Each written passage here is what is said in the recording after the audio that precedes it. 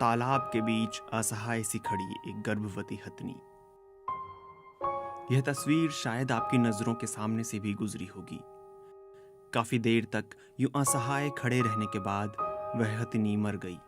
साथ ही उसके पेट में पल रहा अजन्मा बच्चा भी दुनिया में आने से पहले ही मर गया। इनकी मौत के साथ ही काफी हद तक इंसानियत भी मर गई। दक्षिण भारत के केरल राज्य में एक गर्भवती हथनी की विस्फोटक भरा अनानास खाने से मौत हुई। खबरों के मुताबिक कुछ शरारती तत्वों ने हथनी को विस्फोटक भरा अनानास खिला दिया। मानव और जानवरों के बीच संघर्ष में मानवता के पतन की ये एक और कहानी है। वन विभाग के अधिकारियों के मुताबिक हथनी की उम्र 14-15 साल रही होगी। घायल होने के बाद वो इतनी पीड़ा में थी कि 3 दिन तक वेलियार नदी में खड़ी रही और उस तक चिकित्सीय मदद पहुंचाने के सभी प्रयास नाकाम रहे। इस दौरान उसका मुंह और सूंड पानी के भीतर ही रहे।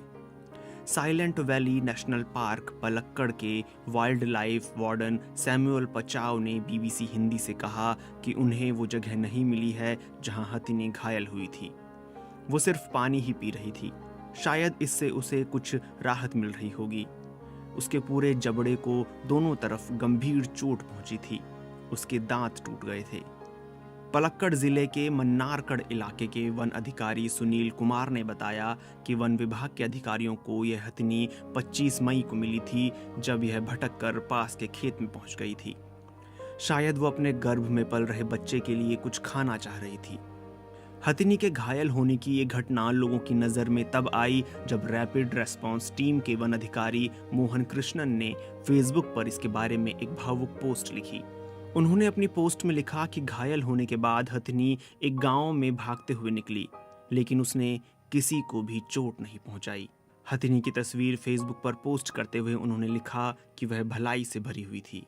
वो कहते हैं कि तस्वीरों में हथनी का दर्द कैद नहीं हुआ है। वहीं सुनील कुमार का कहना है कि वन विभाग ने हाथियों की मदद से हथनी को नदी से बाहर निकालने की कोशिश की, लेकिन वो टस से मस नहीं हुई।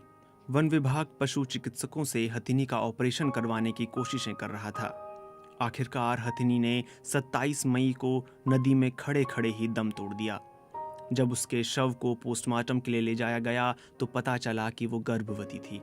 कृष्णा ने अपनी पोस्ट में लिखा है कि पोस्टमार्टम करने वाले डॉक्टर ने बताया कि वो अकेली नहीं थी। मैं डॉक्टर के दर्द को समझ सकता था, हालांकि उनका चेहरा मास्क से छुपा था। हमने वहीं चिता जलाकर उसका अंतिम संस्कार कर दिया। हमने उसके सामने सिर झुकाकर अपना अंतिम सम्मान प्रकट किया। वहीं सैमुअल पचाव का कहना है कि इस मामले में मुकदमा दर्ज कर लिया गया है और हथनी की मौत के लिए जिम्मेदार लोगों की पहचान करने की कोशिश की जा रही है। नीलांबूर वन क्षेत्र में जानवरों और मनुष्य के बीच संघर्ष कोई नई बात नहीं है। ये वन क्षेत्र केरल के मल्लापुरम और पलक्कड़ जिलों के 4 वन क्षेत्रों से लगा हुआ है। पचाव कहते हैं कि पहले भी लोगों और जानवरों के बीच संघर्ष के मामले सामने आते रहे हैं, लेकिन ये पहली बार है जब किसी हाथी को इस तरह विस्फोटक से घायल किया गया हो।